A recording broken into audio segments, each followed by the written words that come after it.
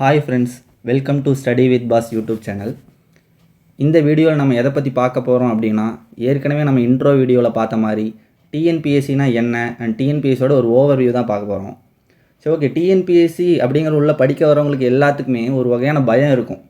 என்ன மாதிரி பயம் அப்படின்னா, படிக்கிறவங்க எல்லாரும் நான் வருஷக்கணக்காக படிச்சுட்டே இருக்கேன், அடுத்த எக்ஸாம் வருது அதில் பாஸ் ஆயிடுவேன் அப்படின்னு சொல்லி ரொம்ப இழுத்துட்டே போவாங்க. வந்தால் நம்மளுக்கும் அதே மாதிரி ரொம்ப நாள் ஆகும் போல் பாஸ் ஆகிறதுக்கு. அது மட்டும் இல்லாமல் ரொம்ப டாப் மார்க் வாங்கினவங்க தான் இதிலெல்லாம் ஈஸியாக பாஸ் ஆக முடியும் அப்படின்னு நினச்சிட்டு நிறையா பேர் டிஎன்பிஎஸ்சினாவே கஷ்டம் அப்படின்னு ஒரு பிம்பத்தில் இருக்கீங்க. ஆனால் அதெல்லாம் உண்மையே கிடையாது. ஏன்னா இது ஜாலியாக படித்து ரொம்ப புரிஞ்சுக்கிட்டு ஈஸியாக படித்தாவே பாஸ் பண்ண முடியும். ரொம்ப வருஷமாக படித்து தான் பாஸ் பண்ண முடியும் அப்படின்லாம் இல்லை. ஸோ வாங்க ஃபஸ்ட்டு டிஎன்பிஎஸ்சினா என்னென்னு ஃபஸ்ட்டு பார்ப்போம். ஓகே, டிஎன்பிஎஸ்சி அதாவது தமிழ்நாடு பப்ளிக் சர்வீஸ் கமிஷன், இதோட ஒர்க் தான் என்ன அப்படின்னு ஃபஸ்ட்டு பார்த்துடலாம். கவர்மெண்ட்டு கீழே பல்வேறு வகையான துறைகள் இருக்கும். அந்த துறைகள்லாம் என்னென்னா, for example revenue department, educational department, registration department, treasury department, local fund audit அப்படின்னு நிறையா வகையான டிபார்ட்மெண்ட் இருக்கும். ஸோ இந்த டிபார்ட்மெண்ட்லாம் நிறையா காலி பணியிடங்கள் இருக்கும். இந்த காலி பணியிடங்களெல்லாம் நிரப்பதற்காக டிஎன்பிஎஸ்சி என்ன பண்ணுவோன்னா, எக்ஸாம்ஸ் வச்சு அது மூலிமா இந்த பணியிடங்களெல்லாம் நிரப்பும். இதுதான் டிஎன்பிஎஸ்ஸோட மேஜர் ஒர்க்குன்னு சொல்லலாம். இதுக்கு ஒரு பேட்டர்னும் வச்சுருக்காங்க. என்ன மாதிரி பேட்டர்ன் அப்படின்னா, ஃபஸ்ட்டு நோட்டிஃபிகேஷன் அப்படின்னு ஒன்று ரிலீஸ் பண்ணுவாங்க. அதில் என்னென்னலாம் சொல்லியிருப்பாங்க அப்படின்னா, எக்ஸாம் டேட் என்ன, வேக்கன்சிஸ்லாம் எவ்வளோ இருக்குது, என்ன வகையான போஸ்ட்லாம் இருக்குது அப்படிங்கிறதெல்லாம் சொல்லியிருப்பாங்க. நோட்டிஃபிகேஷன் வந்ததுலேருந்து ஒரு 70 to 80 நாள் டைம் கொடுத்து ஒரு எக்ஸாம் டேட் அனௌன்ஸ் பண்ணுவாங்க. நம்ம ஏற்கனவே பார்த்தோமா. அந்த எக்ஸாம் முடிஞ்சு அதிலிருந்து ஒரு 2 to 3 months கழித்து ரிசல்ட் அறிவிப்பாங்க. ரிசல்ட்டிலிருந்து அதுலேருந்து ஒரு 3 months கழித்து நம்ம என்ன பண்ணுவாங்கன்னா, கவுன்சிலிங்னு ஒன்று வைப்பாங்க. கவுன்சிலிங்கில் டாப் ஆர்டரில் இருக்கிற ரேங்க் ஹோல்டர்ஸ்லாம் எடுத்து அவங்க கவுன்சிலிங் வச்சு அது மூலிமா அவங்க எந்த போஸ்ட் வேணுமோ அதை அவங்களே சூஸ் பண்ணிக்குவாங்க. இதான் டிஎன்பிஎஸ்ஸோட ஒர்க், ஓவரால் ஒர்க் அப்படின்னு பார்க்கலாம். ஓகே, நம்ம டிஎன்பிஎஸ்சி எக்ஸாம் வச்சு தான் அந்த வேக்கன்சிஸ்லாம் ஃபில் பண்ணுவாங்கன்னு தெரிஞ்சிருச்சு. ஓகே, அப்போ எக்ஸாம்னால் என்னென்ன எக்ஸாம்லாம் மேஜர் எக்ஸாமாக டிஎன்பிஎஸ்சி நடத்துகிறாங்க அப்படின்னு சொல்லி பார்த்தோம்னா, குரூப் 4, குரூப் 2, குரூப் 1 இந்த 3 எக்ஸாம் தான் டிஎன்பிஎஸ்சியோட மேஜர் எக்ஸாம். குரூப் 2க்கோட குரூப் 2ஏன்னு ஒன்று ஆட் பண்ணிக்கோங்க. குரூப் 2A இது ரெண்டும் சேர்ந்து ஒரே எக்ஸாமாக தான் நடத்துவாங்க. சரி, ஓகே. இதுக்கெல்லாம் எஜுகேஷ்னல் குவாலிஃபிகேஷன்லாம் என்னென்ன இருக்கணும் அப்படின்னு சொல்லி பார்த்தோம்னா, குரூப் 4க்கு 10th பாஸ் பண்ணியிருந்தோம்னாவே போதும். 10th மேலே எவ்வளோ படிச்சிருந்தாலும் சரி குரூப் 4 எக்ஸாம் அட்டன் பண்ணலாம். அதனால தான் குரூப் 4க்கு நிறைய லட்சக்கணக்கான பேர் அப்ளை பண்ணி நிறையா பேர் எழுதுவாங்க. வேகன்சிஸும் அரௌண்ட் ஒரு 6000லேருந்து ஒரு 8000 வரைக்குமே வரும். அதனால் ஃப்ரெஷர்ஸ் எல்லாமே ஃபஸ்ட்டு கிளியர் பண்ணணும்னு நினைக்கிறது குரூப் 4 தான் நினைப்பாங்க. அடுத்து குரூப் 2 and 2A இது ரெண்டும் சேர்த்து ஒரு வேகன்சிஸ் எவ்வளோ அலாட் பண்ணுவாங்க அப்படின்னு பார்த்தோம்னா, ஒரு 1000 வேகன்சிஸ்க்குள்ளே. அதில் குரூப் 2க்கு ஒரு 100 போயிடும், பேலன்ஸ் இருக்கிறதுல 2Aக்கு தான் வரும். இதோட எஜுகேஷனல் குவாலிஃபிகேஷன் பார்த்தோம்னா, நம்ம டிகிரி முடிச்சிருக்கணும். நம்ம எக்ஸாம் அட்டன் பண்ணணும் அப்படின்னாவே டிகிரி வரைக்கும் முடிச்சிருந்தால் மட்டும்தான் அட்டன் பண்ண முடியும். அடுத்து குரூப் 1 இதோட எஜுகேஷனல் குவாலிஃபிகேஷன் பார்த்தாலும் டிகிரி முடித்தது தான். இதில் இருக்கிற வேக்கன்சிஸ் பார்த்தோன்னா ஒரு 60 to ஒரு 70 வேக்கன்சிஸ் தான் இருக்கும். இது எல்லாமே நல்ல ஒரு ஆஃபீஸர் கிரேடடான போஸ்ட்டாக இருக்கும். ஒரு யூபிஎஸ்சிக்கு ஈக்குவலாக இருக்கும். அவ்வளோ டஃப்பான எக்ஸாம்னு இதை சொல்கிறாங்க. இதை கிளியர் பண்ணுறது அவ்வளோ ஈஸி இல்லை. ஸோ ரொம்ப நல்லா படிச்சிருந்தா தான் முடியும். ஓகே, அது மட்டும் இல்லாமல் குரூப் 4 பார்த்திங்கன்னா வெறும் சிங்கிள் டயர் எக்ஸாம் தான். ஒரே ஒரு எக்ஸாம் அப்ஜெக்டிவ் டைப்பாக இருக்கும். அதை பாஸ் பண்ணால் நமக்கு ஒர்க்கு ஸ்ட்ரெயிட்டாக கவுன்சிலிங் கூப்பிடுவாங்க. ஸ்ட்ரெயிட்டாக நமக்கு போஸ்ட் ஈஸியாக கிடச்சிரும். இது குரூப் 4. அதே மாதிரி group 2 and 2A. First group 2 பார்த்தோம்னா 2 டயர் எக்ஸாம். அதாவது ஃபஸ்ட்டு ப்ரிலிம்ஸ் அப்படின்னு ஒன்று எழுதுவோம். இது பாஸ் பண்ணவங்க அதிலிருந்து ஃபில்டர் பண்ணி மெயின்ஸ் எக்ஸாம்னு ஒன்று வைப்பாங்க. இதில் பாஸ் பண்ணுறவங்க தனியாக இன்டர்வியூன்னு தனியாக கூப்பிட்டு இன்டர்வியூவில் பாஸ் பண்ணால் மட்டும்தான் நமக்கு போஸ்டிங் கிடைக்கும். இது குரூப் 2. இந்த ஒரு 100 போஸ்ட் அப்படின்னு ஒன்று சொன்னோம்ல அதுக்கு. அதே குரூப் 2A அப்படின்னு பார்த்தோம்னா ரெண்டுத்துக்குமே ப்ரிலிம்ஸ் 2 and 2A அப்படின்னு காமனாக வச்சு தான் எடுப்பாங்க. அதிலிருந்து மெயின்ஸ் வைப்பாங்க. மெயின்ஸ் முடித்து இன்டர்வியூ கிடையாது, ஸ்ட்ரெயிட்டாக போஸ்டிங். இது 2 டயர் எக்ஸாம். இதே 2ங்கிறது 3 டயர் எக்ஸாம். அதாவது ப்ரிலிம்ஸ், மெயின்ஸ், இன்டர்வியூ 3மே பாஸ் பண்ணால் மட்டும்தான் போஸ்டிங் நமக்கு கிடைக்கும். இதே 2Aங்கிறது ப்ரிலிம்ஸ் பாஸ் பண்ணி ஸ்ட்ரெயிட்டாக மெயின்ஸ் மட்டும் பாஸ் பண்ணால் போதும். அதே மாதிரி 2ல் பார்த்தீங்கன்னா ப்ரிலிம்ஸ் அப்ஜெக்டிவ் டைப்பில் எழுதுவீங்க. அதே மாதிரி மெயின்ஸ் பார்த்தீங்கன்னா டிஸ்கிரிப்டிவ் டைப். நம்ம பெருசாக எழுதுகிற மாதிரி வரும். அதே மாதிரி அதுக்கப்புறம் இன்டர்வியூ அப்படின்னு நடக்கும். அதே வந்து 2Aல பார்த்தீங்கன்னா ஃபஸ்ட்டு ப்ரிலிம்ஸ் வந்து அப்ஜெக்டிவ் டைப்பில் எழுதிட்டு மெயின்ஸும் அப்ஜெக்டிவ் டைப் எழுதுவீங்க. அதுக்கப்புறம் ஸ்ட்ரெயிட்டாக போஸ்டிங் போடுவாங்க. குரூப் 1 பார்த்தீங்கன்னா இது 3 டயர் தான். அதே மாதிரி ப்ரிலிம்ஸ் வந்து அப்ஜெக்டிவ் டைப்பில் எழுதுவோம். அடுத்து மெயின்ஸ் வந்து டிஸ்கிரிப்டிவ் டைப்பில் எழுதி அடுத்து இன்டர்வியூ நடக்கும். இது மூணுமே பாஸ் பண்ணால் மட்டும்தான் போஸ்டிங் கிடைக்கும். சரி, ஓகே, அடுத்து போகலாம். Okay, next. சரி, நம்ம இங்கே போஸ்டிங் கிடைக்கும்னு சொல்லிட்டோம். அதில் போஸ்டிங்கில் என்ன வகையான ஜாப் நமக்கு கிடைக்கும் அப்படின்னு பார்த்தோம்னா ஃபஸ்ட்டு குரூப் 4 ஃபஸ்ட்டு பார்த்துடலாம்.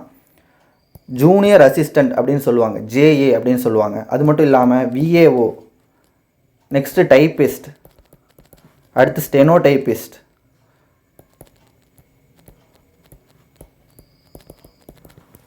Next forester. இந்த மாதிரி ஜாப்ஸ் தான் இந்த குரூப் 4 கிளியர் பண்ணால் நமக்கு போஸ்டிங்க. இந்த மாதிரி தான் பல்வேறு வகையான டிபார்ட்மெண்ட்டில் JAவாகவும், ரெவென்யூ டிபார்ட்மெண்ட்டில் VAOவாகவும், அது இல்லாமல் எல்லா வகையான டிபார்ட்மெண்ட்லேயும் டைப்பிஸ்ட், ஸ்டெனோ டைப்பிஸ்ட், அது இல்லாமல் ஃபாரஸ்டரில் இப்போ ஆட் பண்ணிட்டாங்க. இந்த வகையான ஜாப் தான் கிடைக்கும். அடுத்து நெக்ஸ்ட்டு குரூப் 2ல் பார்த்தீங்கன்னா இது ஜூனியர் அசிஸ்டன்ட் சொன்னோமா, இது அடுத்த கிரேடர், அதாவது அசிஸ்டன்ட் லெவல் எக்ஸாம்னு சொல்லுவாங்க. எல்லாமே ஆஃபீஸர் லெவல் எக்ஸாம் தான். எல்லாமே மரியாதைக்குரிய பதவிகளாக தான் இருக்கும். அதை ஃபஸ்ட்டு எல்லாம் நோட் பண்ணிக்கோங்க. குரூப் 4னால் ரொம்ப லோக்கலானது, குரூப் 1னா சூப்பராக இருக்கும் அப்படின்லாம் இல்லை. கவர்மெண்ட் வேலைன்னு எடுத்துட்டாவே எல்லாமே ஓரளவுக்கு மரியாதைக்குரிய போஸ்ட்டாக தான் இருக்கும். ஓகே, அசிஸ்டன்ட் லெவல் வந்து குரூப் 2 அண்ட் 2A ரெண்டுமே சேர்த்து தான் வைப்பாங்க. ஸோ நெக்ஸ்ட்டு வந்து அசிஸ்டண்ட்டு சொல்லுவாங்க, இந்த போஸ்டிங் கிடைக்கும். அது மட்டும் இல்லாமல் சப் ரிஜிஸ்டர், இது வந்து 2ல் வர அதிகப்படியான நபர்களால் விரும்பக்கூடிய போஸ்டிங்னு சொல்லலாம். அடுத்து ரொம்ப பவர்ஃபுல்லான போஸ்டிங் பார்த்தீங்கன்னா முனிசிபல் கமிஷனர்னு சொல்லுவாங்க. இது இப்போ 2Aல வச்சுட்டாங்க. இருந்தாலும் டாப் ரேங்கிங்கில் இருக்கிறவங்கெல்லாம் இது அதிகமாக விரும்பக்கூடியவங்களாக இருப்பாங்க. இன்னும் நிறைய வகையான எல்லா வகையான டிபார்ட்மெண்ட்லேயும் இருக்கிற அசிஸ்டன்ட் போஸ்ட்டில் குரூப் 2ல் கிளியர் பண்ணுறவங்களுக்கு கிடைக்கும். அடுத்து குரூப் 1 பார்த்தீங்கன்னா DCன்னு சொல்லுவாங்க, டெப்யூட்டி கலெக்டர், அப்புறம் DSP, deputy superintendent of police, அது மட்டும் இல்லாமல் அசிஸ்டன்ட் கமிஷனர். இந்த மாதிரி ரொம்ப பவர்ஃபுல்லான போஸ்டெல்லாம் குரூப் 1 மூலிமா தான் அவங்க வந்து போஸ்ட் போட்டுட்ருக்காங்க. ஓகே, இந்த மாதிரி இன்னும் நிறைய வகையான ஜாப்ஸ் இருக்குது, ஒவ்வொரு டிபார்ட்மெண்ட்டுக்கு தகுந்த மாதிரியும். ஓகே, அடுத்து நெக்ஸ்ட்டு சேலரி ஃபஸ்ட்டு பார்ப்போம். இப்போ குரூப் 4க்கு என்ன லெவல் சேலரி அப்படின்னு பார்த்தோம்னா பே ஸ்கேல்னு சொல்லுவாங்க. அதில் வந்து லெவல் 8 வந்து குரூப் 4க்கு வந்து அலாட் பண்ணியிருக்காங்க. அது எப்படின்னா பேசிக் பே எவ்வளோ கிடைக்கணும்னா 19,500 பேசிக் பே கிடைக்கும். அது இல்லாமல் நிறைய அலவன்ஸ்லாம் சேர்ந்து நமக்கு கைக்கு வர்றது அரௌண்ட் ஒரு 28,000 to 30,000 வரைக்கும் நமக்கு வந்து கைக்கு கிடைக்கிற சேலரியாக இருக்கும். அதே மாதிரி குரூப் 2ங்கிறது ஒரு ஹையர் பொசிஷன் உள்ள போஸ்டிங். எல்லாமே நம்ம ஏற்கனவே பார்த்தோம். 2Aங்கிறது கொஞ்சம் கம்மி. அப்படின்னு பார்த்தோம்னா இதோட வந்து பே ஸ்கேல் லெவல் பார்த்தோம்னா 18 அப்படின்னு சொல்லுவாங்க. இதோட பேசிக் பே வந்து 37,000. இதிலேருந்து ஸ்டார்ட் ஆகி இன்னும் அதிகமாகும். அதே மாதிரி குரூப் 2A பார்த்தோம்னா இதோட பே ஸ்கேல் லெவல் பார்த்தோம்னா 10லேருந்து ஸ்டார்ட் ஆகும். நம்மளோட ரேங்கிங்கை பொறுத்து நம்ம அதிகமான லெவல் பே இருக்கிறது ஈஸியாக நம்ம எடுத்துக்க முடியும். இந்த லெவல் 10ங்கிறது எவ்வளோ கிடைக்கும்னா 20,600 பேசிக் பேன்னு சொல்கிறாங்க. அரௌண்ட் இது கைக்கு கிடைக்கிறது 37,000ங்கிறது வந்து நமக்கு கைக்கு வர்றது ஒரு 45,000 கைக்கு வரும். அதே மாதிரி லெவல் 10ல் பார்த்தோம்னா 20,600ங்கிறது பேசிக் பேவா, நம்ம கைக்கு வர்றது ஒரு 32,000 இது வந்து கிடைக்கும். அதே மாதிரி குரூப் 1க்கு பார்த்தோம்னா லெவல் 22ன்னு சொல்லுவாங்க. இதோட பேசிக் பே பார்த்தோம்னா 56,000 கிட்ட வருது. இதிலிருந்து நமக்கு கைக்கு கிடைக்க போகிற சேல்ரி நிறைய அலவன்ஸ்லாம் சேர்ந்து நம்ம கைக்கு எவ்வளோ கிடைக்கணும், ஒரு அரௌண்ட் 70,000 வரைக்குமே கிடைக்கும். ஓகே, சேல்ரி பார்த்துட்டோம். அடுத்து ஓகே, நெக்ஸ்ட் என்னென்னா எக்ஸாம் பேட்டர்ன் எப்படி இருக்கும். நம்ம இப்போ எக்ஸாம் வைப்போம், குரூப் 4, குரூப் 2, குரூப் 1 எக்ஸாம் வைப்பாங்க. அதை கிளியர் பண்ண என்னென்ன ஜாப் கிடைக்கும், என்னென்ன சேலரி கிடைக்கும், இதெல்லாம் ஃபஸ்ட்டு பார்த்துட்டோம். இப்போ எக்ஸாம் நான் எழுதுகிறோம், எப்படி எக்ஸாம் பேட்டர்ன் இருக்கும் அப்படின்னு பார்த்தோம்னா லாங்குவேஜ் தான். குரூப் 4 பார்த்தோம்னா லாங்குவேஜ், அதாவது தமிழ் மட்டும்தான் இதில் எடுக்க முடியும். குரூப் 4 பொறுத்த வரைக்கும் லாங்குவேஜ் வந்து தமிழ். எவ்வளோ கொஸ்டின்ஸ் வரும்னா 100 கொஸ்டின்ஸ். அண்ட் ஜிஎஸ்ன்னு சொல்லுவாங்க, ஜென்ரல் ஸ்டடீஸ்ன்னு சொல்லுவாங்க. இது எத்தனை கொஸ்டின் வரும்னா 75 கொஸ்டின்ஸ் வரும். அடுத்து மேக்ஸ் அண்ட் ஆப்டிடியூட்னு சொல்லுவாங்க, மேக்ஸ்ன்னு இல்லாமல். இது வந்து 25 கொஸ்டின்ஸ். டோட்டலாக 200 கொஸ்டின்ஸ்க்கு வந்து குரூப் 4 எக்ஸாம் வந்து நடத்துவாங்க. அதில் வந்து அரௌண்ட் ஒரு 180 கொஸ்டினுக்கு மேலே போட்டால் நம்ம கிளியர் பண்ண முடியும். இது வந்து சிங்கிள் டயர் எக்ஸாம் தான். ஏன்னா அதனால் எல்லா அப்ஜெக்டிவ் டைப்னால ஒரே எக்ஸாம் தான், பாஸ் பண்ணிட்டோம்னா ஈஸியாக வேலை. அதே மாதிரி குரூப் 2 பார்த்தோம்னா ஃபஸ்ட்டு ப்ரிலிம்ஸ், அடுத்து மெயின்ஸ் அப்படின்னு நம்ம வைப்பாங்கன்னு நம்ம ஏற்கனவே பார்த்தோம். அண்ட் இன்டர்வியூன்னு வைப்பாங்கன்னு பார்த்தோம். அதே மாதிரி 2Aக்கு ப்ரிலிம்ஸ் மெயின்ஸ் மட்டும்தான் வைப்பாங்க அப்படின்னு பார்த்தோம். ப்ரிலிம்ஸ் பார்த்தோம்னா ரெண்டுத்துக்கும் காமனாக தான் நடத்துவாங்க. ப்ரிலிம்ஸ் பார்த்தோம்னா எக்ஸாக்டாக குரூப் 4 எப்படி நடத்துவாங்களோ அதே மாதிரி தான், கொஞ்சம் சிலபஸில் மட்டும் கொஞ்சம் ஆட் பண்ணியிருப்பாங்க. அது மட்டும் இல்லாமல் தமிழில் மட்டும் நம்ம லாங்குவேஜ் வந்து வெறும் தமிழ் மட்டும்தான் எடுக்க முடியும்னு சொன்னோம்ல. ஆனால் குரூப் 2ல் பார்த்தா இங்கிலீஷ் எடுத்துக்கலாம், இங்கிலீஷ் ஆர் தமிழ். இது வந்து 100 கொஸ்டின் கேட்பாங்க. அடுத்து ஜிஎஸ், அதே same 75 questions. And aptitude or maths, இது வந்து 25 கொஸ்டின். டோட்டலாக 200 கொஸ்டின் ப்ரிலிம்ஸுக்கு நடக்கும். நெக்ஸ்ட் ஃபஸ்ட்டு ப்ரிலிம்ஸ் பார்ப்போம். அடுத்து மெயின்ஸ் வந்து ப்ரிலிம்ஸ் பாஸ் அதுக்கப்புறம் பார்த்துக்கலாம். நம்ம இப்போதைக்கு கான்சன்ட்ரேட் எதில் இருக்கணும்னா முழுக்க ப்ரிலிம்ஸில் இருக்கணும். நெக்ஸ்ட் அதே மாதிரி குரூப் 1க்கு பார்த்தோம்னா லாங்குவேஜே கிடையாது, ஃபுல் அண்ட் ஃபுல் ஜிஎஸ் தான். டோட்டலாக 175 கொஸ்டினுக்கு 175 கொஸ்டின் ஜிஎஸ்லேருந்தே கேட்பாங்க, ஜென்ரல் ஸ்டடீஸ். நெக்ஸ்ட் வந்து ஆப்டிடியூட் மேக்ஸ் பார்த்தோம்னா 25 கொஸ்டின்ஸ் கேட்பாங்க. டோட்டலாக 200 கொஸ்டின்ஸ் கேட்பாங்க. இது மூணுமே எவ்வளோ ஹவர் டியூரேஷன் எக்ஸாம் நடக்கும் அப்படின்னு பார்த்தோம்னா 3 ஹவர்ஸ் தான் நடக்கும். 3 ஹவர்ஸில் நம்ம டைம் மேனேஜ்மெண்ட் பண்ணி எழுதணும். ஃபார் எக்ஸாம்பிள் இதுக்குலாம் தமிழில் கொஞ்சம் ஈஸியாக டைம் மேனேஜ் பண்ண முடியும் நம்மளால். ஏன்னா 100 கொஸ்டின் தமிழில் இருக்கும், சிங்கிள் லைனாக தான் இருக்கும், ஈஸியாக நம்ம டிக் பண்ணிவிட்டு ஈஸியாக வந்துடும். அதே குரூப் 1க்கு பார்த்தோம்னா ஃபுல்லாக ஜிஎஸ் இருக்கும், ஒவ்வொரு கொஸ்டின் ஒவ்வொரு பக்கத்துக்கு இருக்கும், ஒவ்வொன்றும் படித்து பார்த்து டைம் மேனேஜ்மெண்ட் பண்ணுறதே ரொம்ப சிரமமாக இருக்கும். ஸோ 3 ஹவர்ஸ்க்குள்ளே தான் நம்ம எல்லாமே நடக்க போகுது. ஸோ அதுக்கு எல்லாத்துக்கும் ப்ரிப்பேர் பண்ணணும் நம்ம. ஓகே, அடுத்து போயிடலாம் நம்ம. நெக்ஸ்ட்டு பார்த்தா சிலபஸ் தான் ரொம்ப இம்பார்ட்டண்டான ஒன்று. நம்ம சிலபஸ் ஒவ்வொன்றுக்கும் ஒவ்வொரு சிலபஸ் இருக்கும். குரூப் 4க்கு ஒரு சிலபஸ், குரூப் 2 ப்ரிலிம்ஸ்க்கு ஒரு சிலபஸ், மெயின்ஸுக்கு ஒரு சிலபஸ்ன்னு இருக்கும். நம்ம வந்து ஃபஸ்ட்டு குரூப் 4 டார்கெட் பண்ணோன்னா அதோட சிலபஸ்லாம் எடுத்து இப்போ குரூப் 2 சிலபஸ் எடுத்துக்கோங்க. ஏன்னா குரூப் 2 சிலபஸ் படித்தா குரூப் 4 ஆட்டோமேட்டிக்காக கவர் ஆகும். அதனால் குரூப் 1 சிலபஸ் எடுத்துட்டிங்கனாலும் ஓகே, எல்லாமே கவர் ஆகும். ஸோ அந்த மாதிரி ஒரு சிலபஸ் எடுத்து நீங்கள் அதை ஒட்டி வச்சு ஈஸியாக எல்லாம் மனப்பாடம் பண்ணுற மாதிரி சிலபஸ்லாம் மனப்பாடமே பண்ணணும். அப்படி இருந்தால் தான் நம்ம ஈஸியாக பாஸ் பண்ண முடியும். ஸோ சிலபஸுங்கிறதா ரொம்ப இம்பார்ட்டன்ட். சரி, ஓகே. நம்ம ஜிஎஸ் நம்ம ஏற்கனவே பார்த்தோம்ல, தமிழில் 100 கொஸ்டின், ஜிஎஸ்சில் 75 கொஸ்டின், மேக்ஸில் 25 கொஸ்டின் பார்த்தோம்ல. அதை தான் உள்ளே பிரிச்சிருப்பாங்க சிலபஸில். எந்தெந்த டாபிக் கீழே என்னென்ன சப் டாபிக்ஸ்லாம் இருக்குது அப்படின்னு சொல்லி பார்ப்பாங்க. இது குரூப் 2ஓட சிலபஸ். ஓகே, நம்ம குரூப் 1 கிளியர் பண்ணுறது கஷ்டம் அப்படின்றதால நம்ம குரூப் 2 சிலபஸ் ஃபஸ்ட்டு எடுத்துக்கலாம். சரி, குரூப் 2 சிலபஸ் நம்ம ஜென்ரல் ஸ்டடீஸ் வந்து 75 கொஸ்டின் இருக்கும் அப்படின்னு சொல்லி ஏற்கனவே பார்த்தோமா. அதை வந்து உள்ளே பிரிச்சிருக்காங்க. எப்படின்னா ஜென்ரல் சயின்ஸ்லேருந்து வந்து 5 கொஸ்டின் கேட்பாங்க அந்த 75ல். அடுத்து வந்து ஜாகிரஃபி ஆஃப் இந்தியன் ஜாகிரஃபியில் ஒரு 5 கொஸ்டின் கேட்பாங்க. அடுத்து ஹிஸ்ட்ரி மாடர்ன் இந்தியா அப்படின்னு சொல்லுவாங்க, இதில் வந்து ஒரு 10 கொஸ்டின் கேட்பாங்க.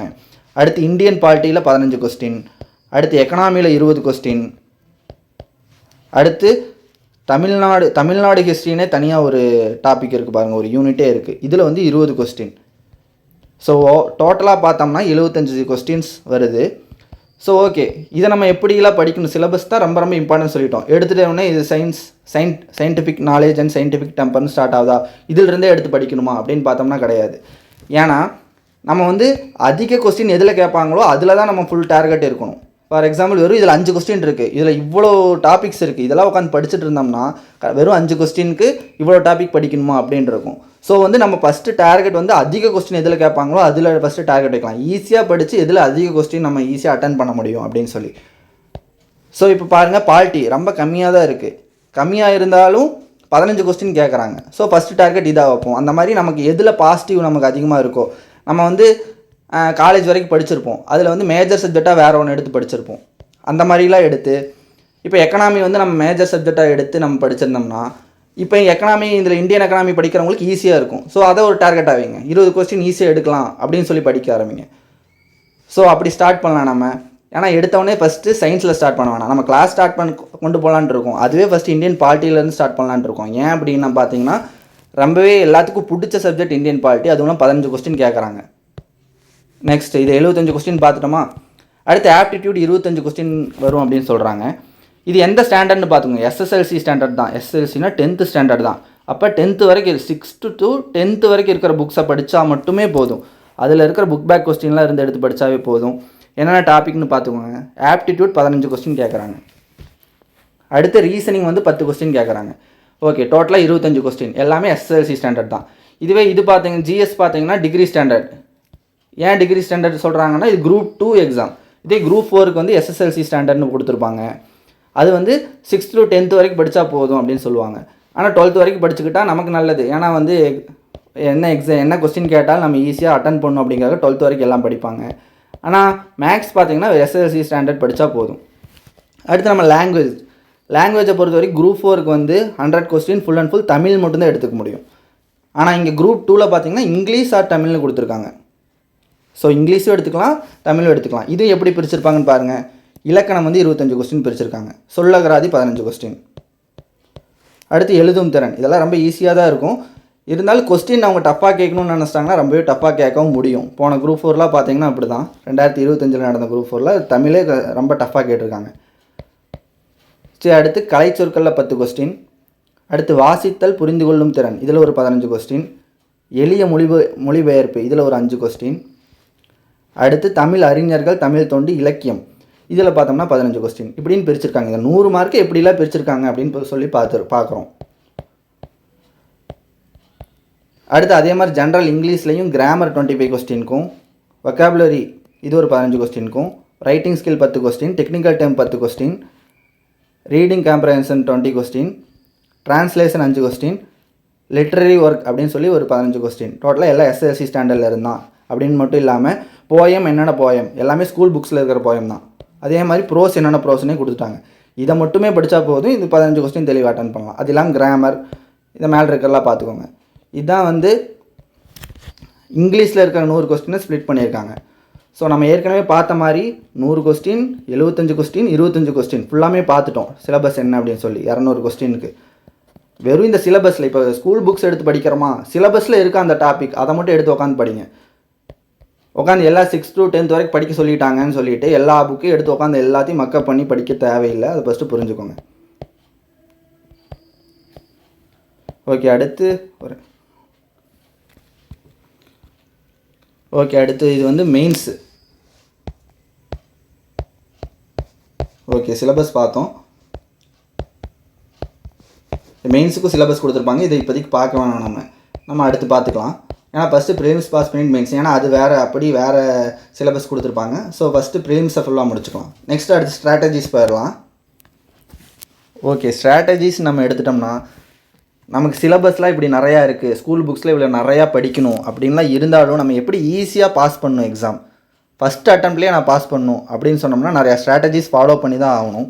அதில் சில ஸ்ட்ராட்டஜிஸ்லாம் நான் என்ன யூஸ் பண்ணி ஈஸியாக பாஸ் பண்ணேன் அப்படிங்கிறதெல்லாம் உங்களுக்கு முடிஞ்ச அளவுக்கு சொல்லித்தர பார்க்குறேன். ஸ்ட்ராட்டஜிஸில் ஃபஸ்ட்டு என்னென்னா கன்சிஸ்டன்சி தான் இம்பார்ட்டன்ட்.